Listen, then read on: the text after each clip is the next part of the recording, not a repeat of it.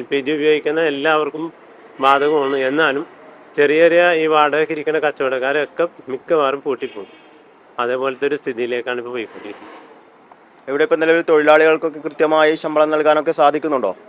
തൊഴിലാളികൾക്ക് ശമ്പളം ഞാൻ ആഴ്ചയിൽ കൊടുക്കണേണ്, കറക്റ്റായിട്ട് കൊടുക്കണേണ്.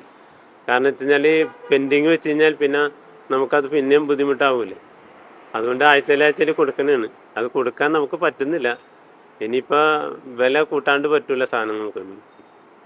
അങ്ങനത്തെ ഒരു അവസ്ഥയിലേക്ക് പോയിക്കൊണ്ടിരിക്കുകയാണ്. അപ്പോൾ വില കൂട്ടുമ്പോൾ ആവശ്യക്കാർ വരുമോ എന്നൊരു ആശങ്ക കൂടി ഉണ്ടോ? അതെ, ആവശ്യക്കാർ വരുമ്പോൾ ഇതൊരു കോമ്പറ്റീഷൻ ഫീൽഡ് പോലെ ആയിരിക്കണേ. അപ്പോൾ അതുകൊണ്ട് കൂട്ടിക്കഴിഞ്ഞാൽ ആവശ്യക്കാർ വരുമോ എന്നുള്ളൊരു പേടിയും കൂടി ഉണ്ട്.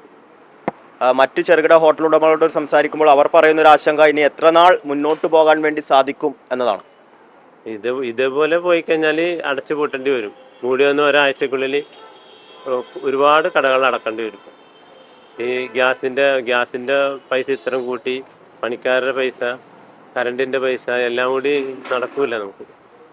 അങ്ങനെ ആകുമ്പോഴത്തേക്കും മിക്കവാറും ഒരാഴ്ചക്കുള്ളിൽ ഏതാണ്ട് ഒരു 80% കടകളും പൂട്ടേണ്ടി വരുമെന്ന് തോന്നുന്നു. കഴിഞ്ഞ ദിവസം അസോസിയേഷന്റെ നേതൃത്വത്തിൽ ഹോട്ടലുകൾ അടച്ചൊക്കെ പ്രതിഷേധമൊക്കെ നടത്തിയിരുന്നു. അപ്പോൾ അതിലെങ്ങനെയാണ് പ്രതീക്ഷ? അതിന് KHRA ഞങ്ങൾക്ക് പൂർണ്ണ പിന്തുണയാണ്.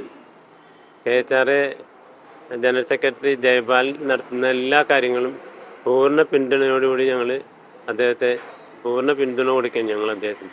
കാരണം ഞങ്ങൾക്ക് കിട്ടുന്ന എല്ലാ നല്ല കാര്യങ്ങളും പുള്ളി ഇടപെട്ട് ഓരോ കാര്യങ്ങളൊക്കെ ചെയ്യണതുകൊണ്ടാണ് ഞങ്ങൾ ഇങ്ങനെയെങ്കിലും ഒന്ന് പിടിച്ചു നിൽക്കുന്നത്.